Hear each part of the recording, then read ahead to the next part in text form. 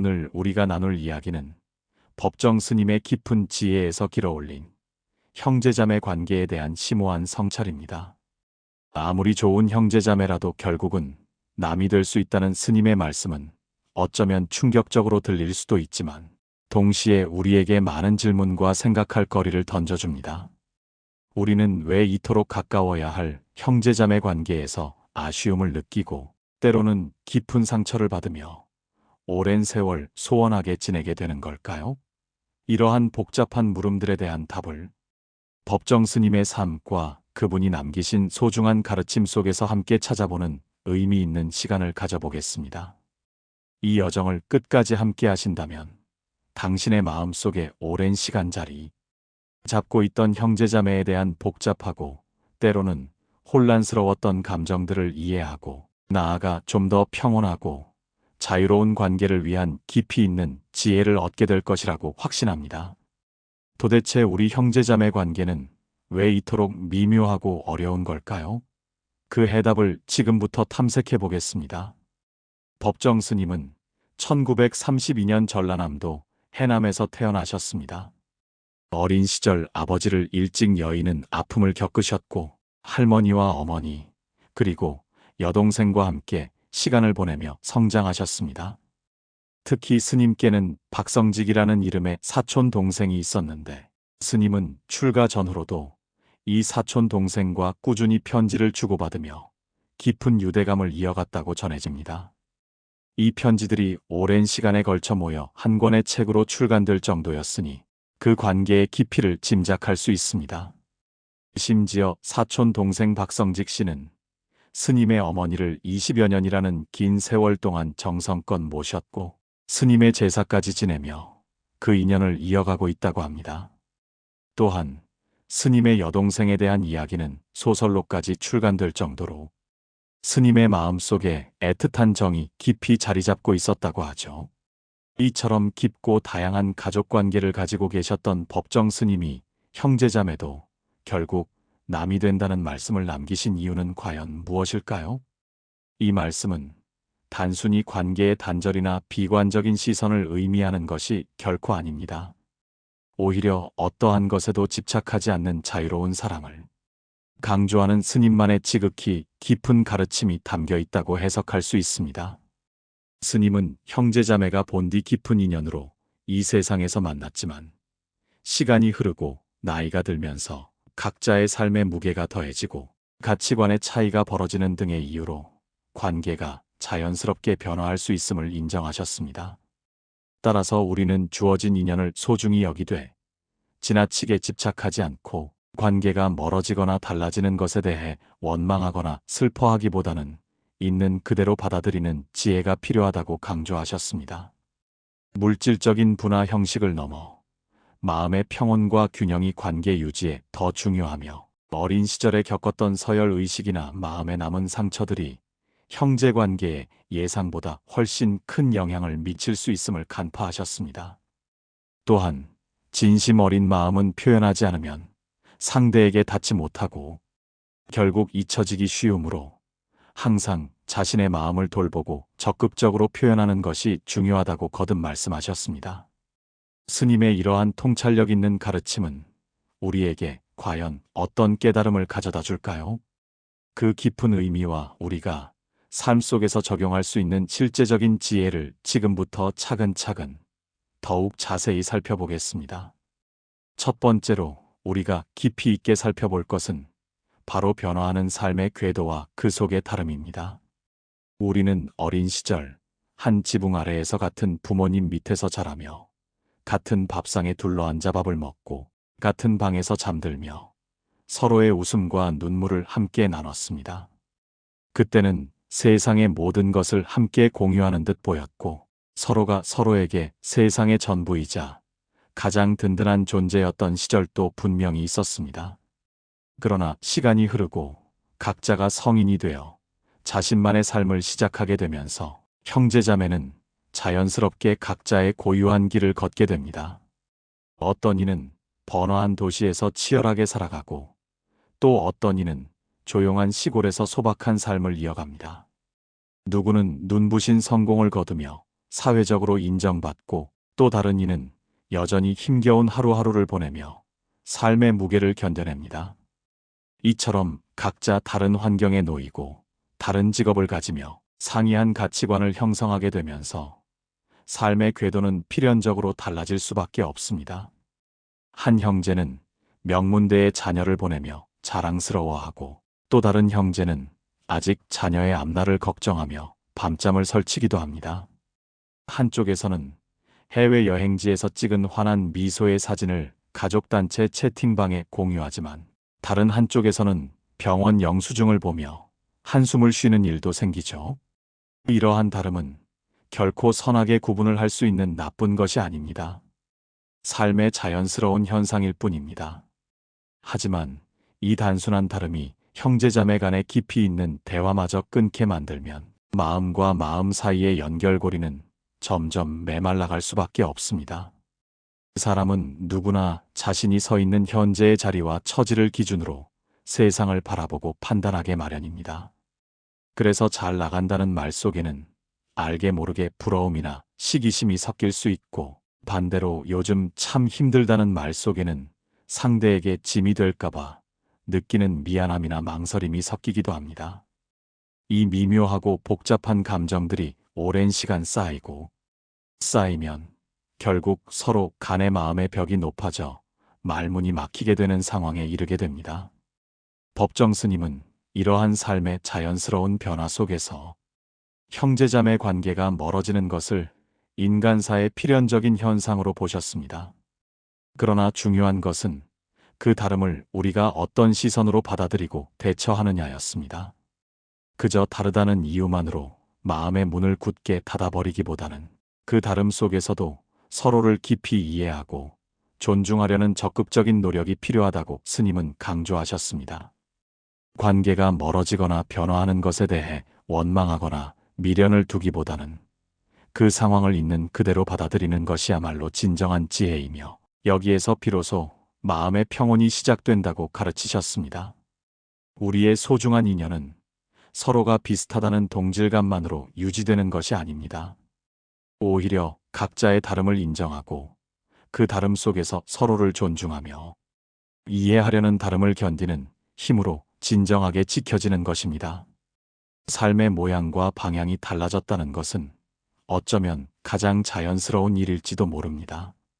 하지만 그 다름을 진심으로 인정하고도 여전히 서로에게 따뜻한 손길을 내밀 수 있다면 그것은 이미 지극히 성숙한 관계의 가장 확실한 증거가 아닐까요? 세월의 흐름 속에 많은 것이 변했지만 서로를 향한 근본적인 마음은 여전히 당신 안에 고스란히 남아 있습니다. 문제는 다만 그 소중한 마음을 먼저 꺼내어 보여줄 용기를 잠시 잃어버렸을 뿐입니다. 그렇다면 이 끊어진 듯 보이는 관계의 끈을 다시 이어가기 위해 누가 먼저 따뜻한 손길을 내밀어야 할까요? 그 답은 결코 어렵지 않습니다. 바로 당신입니다. 그 해답을 다음 이야기에서 더욱 깊이 있게 찾아가 보겠습니다.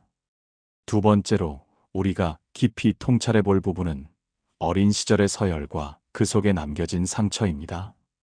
법정 스님은 어린 시절에 형성된 서열 의식과 그때 받은 마음의 상처들이 성인이 된 후의 형제자매 관계에 예상보다 훨씬 크고 지속적인 영향을 미친다고 보셨습니다.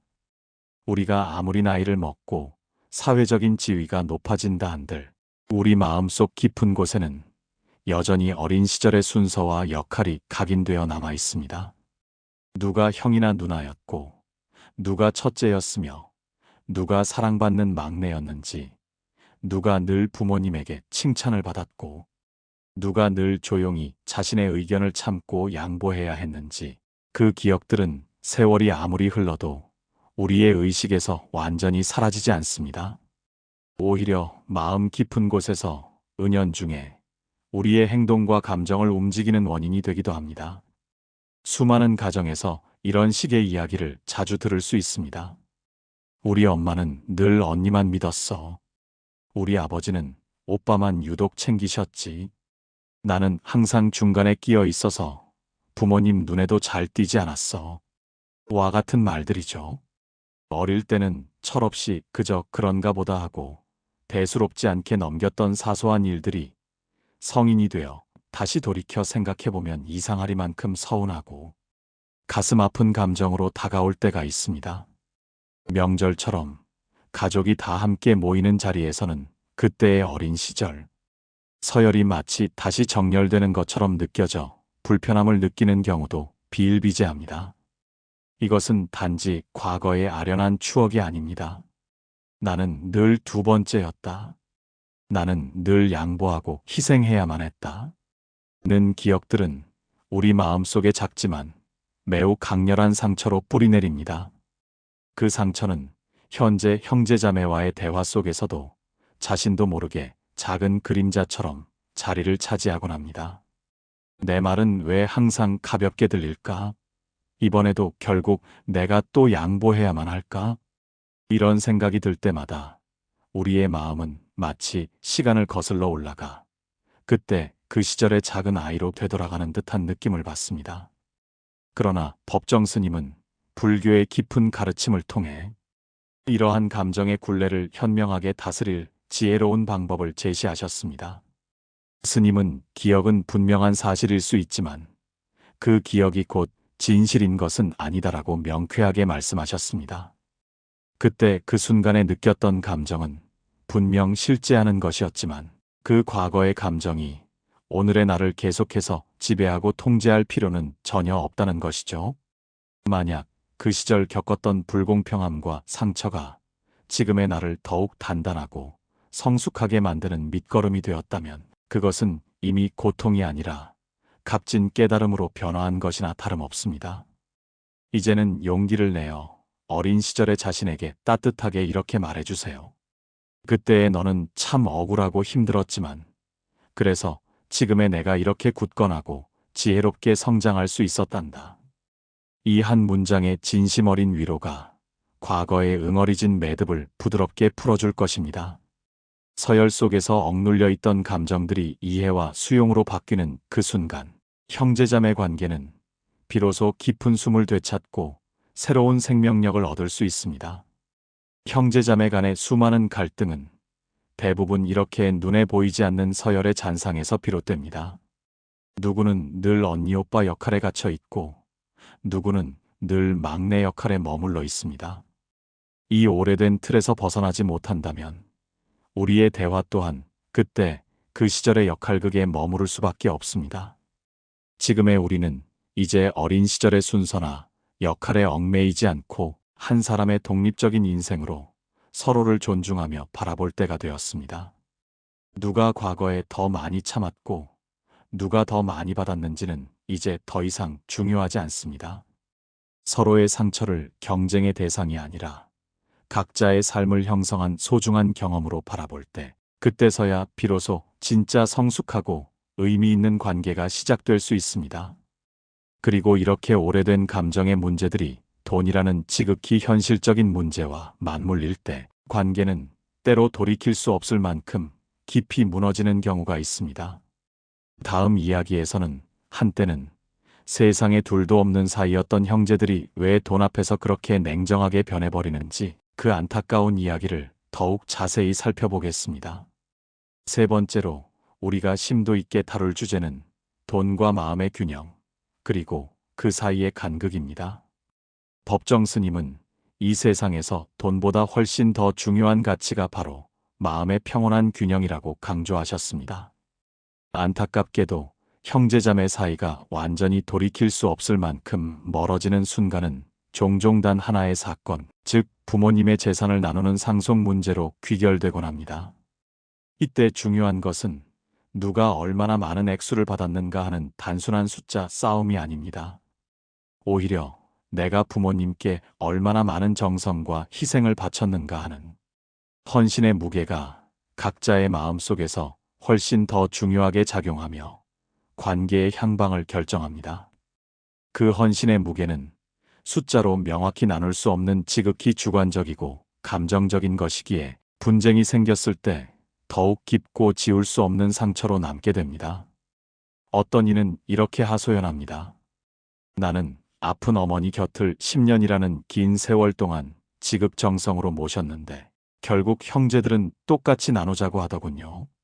이 말의 뒤에는 억울함보다 훨씬 더 큰 존재론적인 허무함이 숨어 있습니다. 법적인 절차는 공평했을지 몰라도 그 과정에서 느껴지는 마음은 결코 공평하지 않았던 것이죠. 결국 그러한 다툼 끝에 정들었던 부모님의 집은 팔리게 되고 남은 것은 서로의 연락처가 끊긴 채 영원히 멀어져 버린 번호와 관계뿐인 안타까운 상황이 발생하기도 합니다. 누가 옳고 누가 그른지는 이제 더 이상 중요하지 않습니다. 그날 밤 마음속에 남은 것은 고마움 한마디 없는 각박한 세상이라는 지독한 씁쓸함뿐입니다. 이러한 이야기는 우리 주변에서 낯설지 않게 들을 수 있습니다. 형제 사이를 갈라놓는 것은 수억 원대의 엄청난 유산, 그 자체라기보다는 서로에게 차마 말하지 못하고 쌓아뒀던 억울함과 서운함, 그리고 인정받지 못한 헌신의 감정들입니다. 정작 돈보다 더 절실하게 필요했던 것은 내 덕분에 우리가 참 편하고 힘이 되었어 라는 따뜻한 진심이 담긴 한 문장이었을지도 모릅니다. 법정 스님은 돈이라는 물질 자체가 관계를 깨뜨리는 것이 아니라고 보셨습니다. 스님의 가르침에 따르면 관계를 끊는 진정한 원인은 바로 서로의 감정의 무게를 외면하고 등한시하는 태도에 있습니다. 그래서 스님은 진짜 현명한 가족은 법적인 절차보다 먼저 마음을 정리하고 서로의 감정을 헤아린다고 보셨습니다. 누가 더 많은 물질적 이득을 얻었는가 보다 누가 더 많은 노력과 정성을 쏟았는지를 서로 진심으로 인정해주는 것. 그것이야말로 법정 스님이 말씀하신 진정한 의미의 공평인 것입니다. 불교에서는 공의 개념을 이야기합니다. 이 세상의 모든 것은 본질적으로 비어 있으며 우리가 소유한다고 여기는 모든 것들조차도 잠시 우리의 곁에 머물다 결국 떠나간다고 가르치고 있습니다. 그럼에도 불구하고 우리가 이 모든 물질적인 것들을 쉽게 놓지 못하는 이유는 그 안에 우리의 깊은 감정적인 잔재들이 얽혀 남아있기 때문입니다. 그 감정적인 잔재들을 내려놓을 때 비로소 진정한 내면의 자유와 평화가 찾아온다고 법정 스님은 강조하셨습니다. 만약 누군가 당신에게 부당하게 굴었다고 느껴져 억울한 마음이 들 때 그 억울함을 계속 붙들고 있기보다는 내가 내 삶을 평화롭고 행복하게 잘 살면 그것이야말로 최고의 답이 될 것이다라는 마음으로 바꿔보세요. 상대를 향한 복수심이나 억지로 설득하려는 노력은 더 이상 필요 없습니다. 당신 스스로가 내면의 평안을 되찾는 그 순간, 그 관계의 굴레와 얽매임은 이미 벗겨진 것입니다. 인생의 후반부에 접어들수록 가장 지혜로운 선택은 상대에게 이해받기만을 바라는 사람이 아니라 먼저 상대를 이해하려는 사람이 되는 것입니다. 받지 못한 고마움에 계속 매달리기보다는 내가 행했던 선한 일들을 스스로 인정하고 그 자체로 스스로에게 고마움을 표현하는 것. 그 마음가짐이 바로 법정 스님이 가르치는 불법, 즉 평온의 진정한 자리입니다. 형제자매 사이에 발생했던 돈의 문제는 결국 한 세대가 지나면 그 어떤 의미도 가지지 못하게 됩니다. 하지만 그 과정에서 오고 갔던 말 한마디, 순간의 표정 하나는 오래도록 우리 마음속에 지워지지 않는 흔적으로 남습니다. 그러므로 우리는 돈의 액수보다 말을, 물질적인 숫자보다 서로를 대하는 태도를 훨씬 더 신중하게 여겨야 합니다. 이제 당신은 조금 더 명확하게 알게 되었을 겁니다. 소중한 관계를 망가뜨리는 것은 돈 그 자체가 아니라 돈 앞에서 흔들리는 마음의 균형이라는 것을요. 그런데 이 마음의 균형은 또 다른 관계의 영역, 즉 형제자매가 모이면 피할 수 없는 대화 주제인 자식 이야기에서도 여지없이 무너지는 경우가 있습니다. 다음 이야기에서는 그 자식들이 어떻게 살고 있느냐에 따라 어른들의 마음이 또다시 어떻게 흔들리는지 그 복잡한 심리를 함께 나누어 보겠습니다. 네 번째로 살펴볼 것은 자식 비교로 인한 마음의 불편함과 관계의 소원함입니다. 법정 스님은 남의 인연을 부러워하면 내 인연이 휘둘린다는 깊은 통찰을 우리에게 전하셨습니다. 나이가 들어 형제자매들이 오랜만에 다시 한자리에 모이게 되면 대화의 중심에는 늘 자식들의 이야기가 빠지지 않고 등장합니다. 처음에는 그저 가벼운 안부 인사처럼 시작됩니다. 내 아들은 요즘 뭐 하며 지내니? 우리 딸은 결혼했어? 와 같은 질문들이 오고 가죠. 하지만 몇 마디 이야기가 오고 가지 않아 분위기는 묘하게 달라지기 시작합니다. 누구는 자신의 자식이 대기업에 다니며 승승장구한다고 자랑스레 이야기하고, 또 다른 누구는 사위가 의사라며 환한 웃음을 짓습니다. 이러한 이야기들을 듣는 순간 듣는 이의 마음속 어딘가가 마치 작아지고 위축되는 듯한 느낌을 받는 사람이 분명히 존재합니다. 누군가는 자신의 손주가 해외 유학 중이라며 뿌듯하게 자랑하고, 또 다른 누군가는 며느리가 권위 있는 상을 받았다는 이야기를 꺼냅니다. 그런데 정작 나의 상황은 어떤가요? 딸은 홀로 어린아이를 키우느라 힘든 시간을 보내고 있고, 아들은 아직 사회에서 제대로 자리 잡지 못해 여전히 고군분투 중입니다. 이러한 현실을 형제자매 앞에서 숨길 수도 없고, 그렇다고 자랑할 수도 없는 복잡한 마음이 듭니다. 그저 겉으로는 그래, 정말 잘 됐네 라며 애써 웃지만, 속으로는 나는 과연 무엇을 잘못한 걸까? 라는 자책감 섞인 생각이 스치기도 합니다. 이것이 바로 형제자매 사이를 조용히, 그리고 서서히 멀어지게 만드는 네 번째 치명적인 그림자입니다. 자식의 성취가 곧 부모의 자존심이 되고, 그 자존심이 서로 간의 비교라는 무거운 잣대로 변질될 때 형제자매 관계는 어느새 불편하고 어색한 관계로 전락해버립니다. 부모는 평생토록 자식들을 걱정하고 뒷바라지하며 살아왔습니다. 그래서 자식이 잘 되면 자신의 삶에 대한 보상처럼 느껴지고, 반대로 자식이 힘들어하면 자신의 탓처럼 느껴지는 것이 인지상정입니다. 하지만 이러한 생각의 뿌리를 깊이 파고 들어가 보면 결국 그 중심에는 비교라는 감정이 자리 잡고 있습니다. 그리고 이 비교는 사랑을 좀 먹고 소중한 자존심마저 갉아먹는 독과 같습니다. 법정 스님은 이러한 인간의 심리를 꿰뚫어 보시며 이렇게 말씀하셨습니다. 남의 인연을 부러워하고 탐하면 결국 내 소중한 인연이 흔들리고 휘둘리게 된다. 자식은 각자 자신의 고유한 업과 인연을 가지고 살아가는 독립적인 존재입니다. 부모인 내가 그들의 삶을 대신 살아줄 수도 없고, 나의 잣대로 그들의 삶을 함부로 평가할 수도 없습니다. 자식을 통해 나의 가치를 증명하려 하거나 자식의 성공이 곧 나의 성공이라고 여기는 순간 나의 인생은 더 이상 나의 것이 아닌 타인의 성적표에 의해 좌우되는 불행한 삶이 되어버립니다. 어느 모임에서 이런 인상 깊은 장면을 목격한 적이 있습니다. 둘째 누님이 조용히 숟가락을 내려놓으며 나지막이 말했습니다. 우리 이제 그만 자식 이야기 좀 그만하자. 그 순간 식사 자리의 분위기가 잠시 숙연해졌지만 이내 누군가가 공감하며 따라 말했습니다. 맞아. 우리 얘기도 좀 하자. 그날의 식사는 그제야 비로소 진정한 평화와 편안함을 되찾았습니다.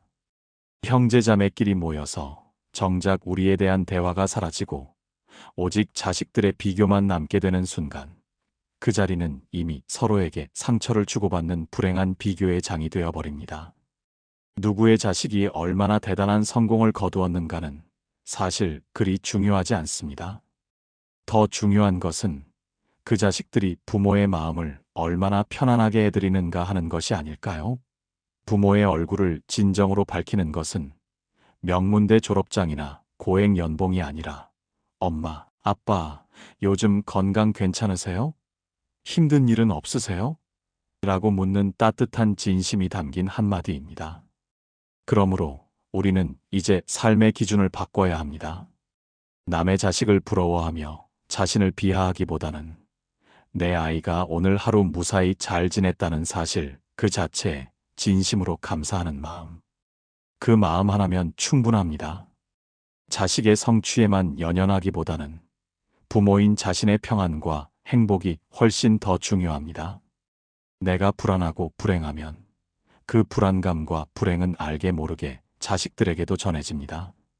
반대로 내가 마음의 평화를 얻고 편안해질 때 그 평안하고 긍정적인 에너지가 자식들에게도 자연스럽게 흘러들어가게 됩니다.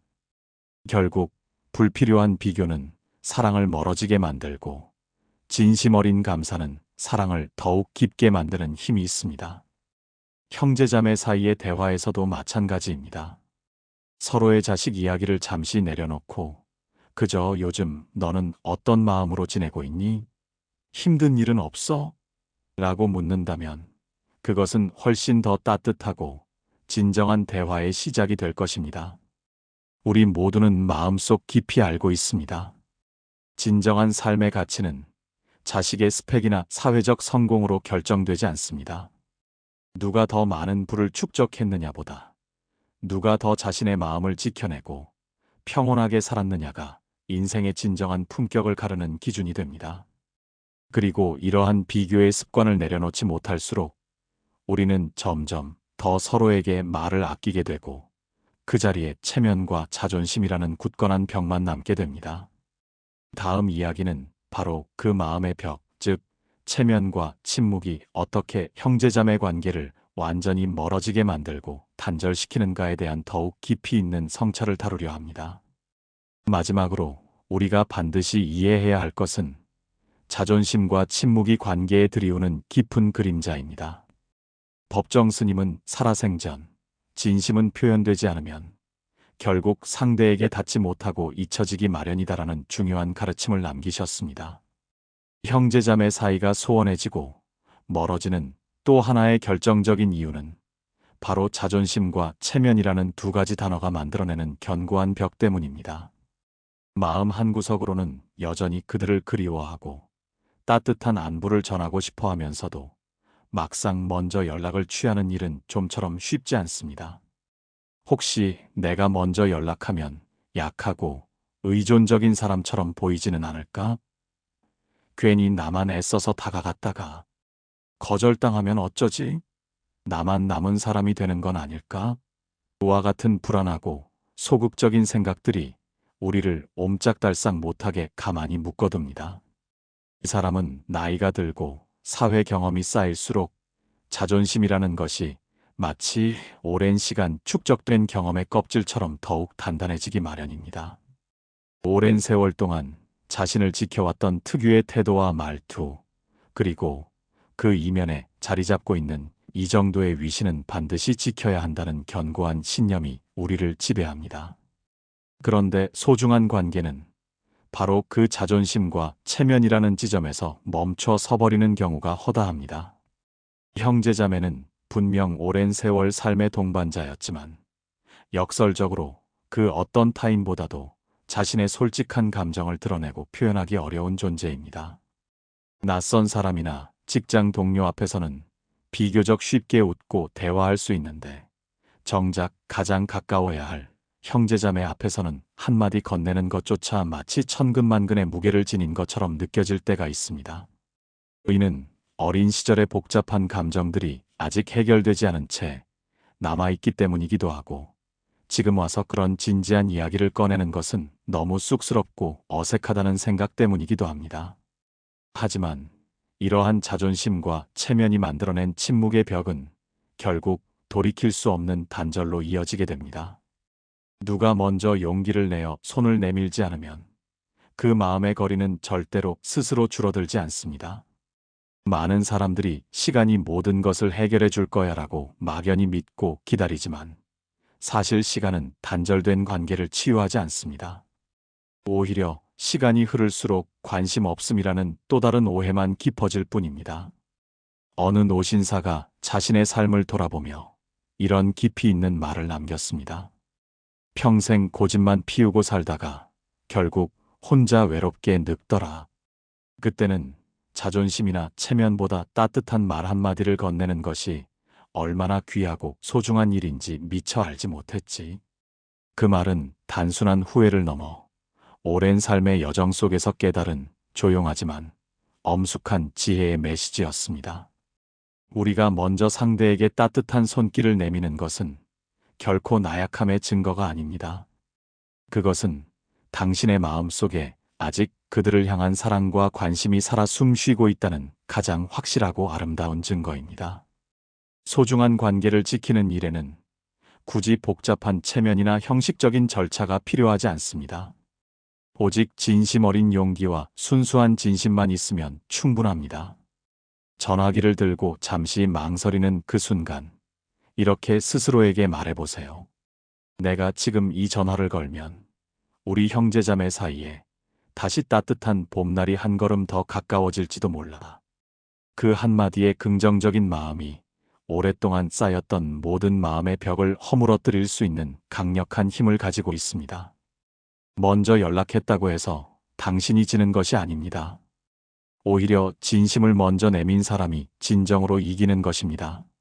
왜냐하면 상대에게 마음을 먼저 내민 쪽만이 그 관계 안에서 후회 없이 진정으로 사랑하고 노력한 사람이기 때문입니다. 순간의 체면은 잠시 빛나다 사라지는 덧없는 모양새에 불과하지만 소중한 관계는 평생토록 지속되는 따뜻한 온기와 같습니다. 단 한 번의 용기 있는 전화, 단 한 번의 진심 어린 안부 문자가 10년의 길고 긴 침묵보다 훨씬 더 따뜻하고 의미 있는 교감을 가져다 줄 수 있습니다. 그렇게 마음의 문을 아주 조금이라도 열게 되면 오랫동안 낯설게 느껴졌던 서로의 얼굴이 예전보다 훨씬 덜 낯설게 그리고 더 친근하게 느껴질 것입니다.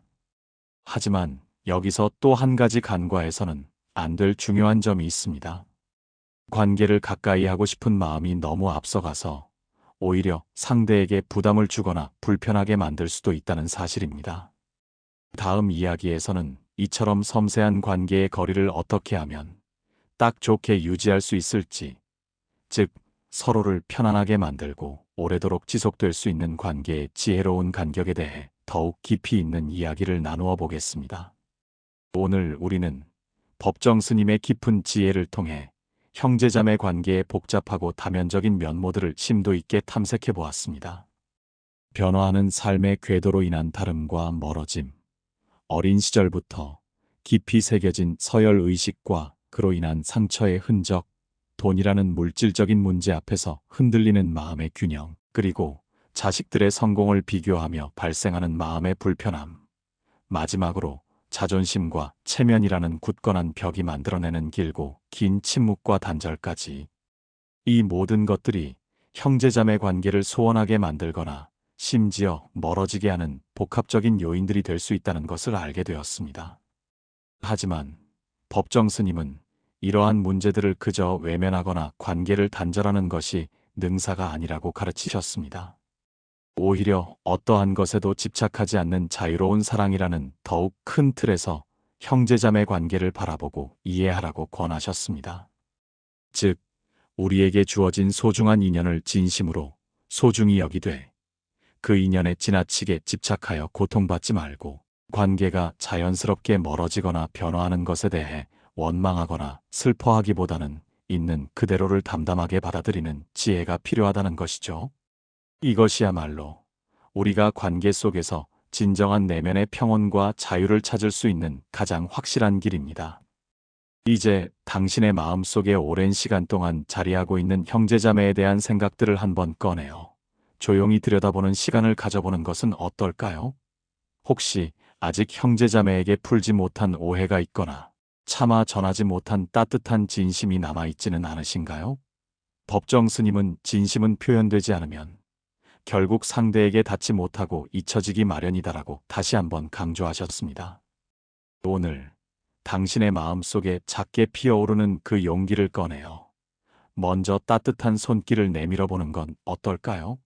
오랜만에 보내는 짧은 안부 문자 한 통, 혹은 잠시 용기를 내어 거는 전화 한 통이 오랫동안 소원했던 관계의 새로운 시작을 알리는 따뜻한 봄의 전령사가 될 수 있습니다. 당신의 작은 용기 있는 행동 하나가 오랫동안 메말랐던 형제자매 관계에 다시금 온기를 불어넣고 끊어진 듯 보였던 인연의 끈을 다시 이어주는 소중한 계기가 될 것이라고 믿습니다. 지금 바로 당신의 진심을 표현해 보세요. 이 영상을 통해 얻은 지혜가 당신의 오늘을 더욱 평온하고 행복하게 만들기를 진심으로 바랍니다.